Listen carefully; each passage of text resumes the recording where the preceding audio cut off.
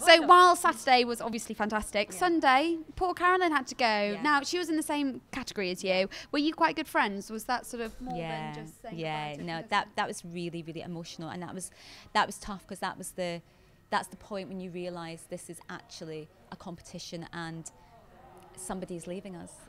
Which, because you're so busy up to the point of the live show, you do almost forget. And you know, I've been a fan of the X Factor for 8 years, so I know how it works. But when you're in it, you kind of forget you've got this brilliant whirlwind of, you know, you're rehearsing, you're working with Brian Friedman, you're working with Gary Barlow, you're working with all these people that are top of their game, you're doing your hair, and you get caught up in it, and you forget that actually someone gets the boot. And that Sunday was a real kind of shock, and especially Carolynne and I were roomies.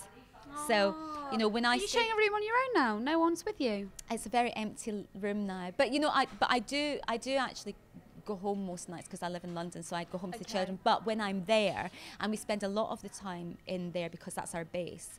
And I was with, as a category, we're always together, because we do things as a category. So any interviews or photos, we do it as the overs, so we do it together.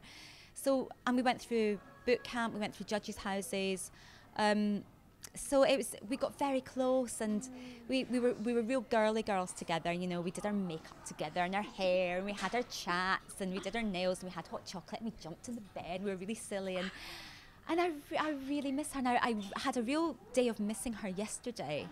It kind of really sunk in yesterday, and I was sort of phoning her and texting her and tweeting her, and yeah, I do. I miss her. She's lovely. She's a lovely girl. Well, we're doing a quick poll today.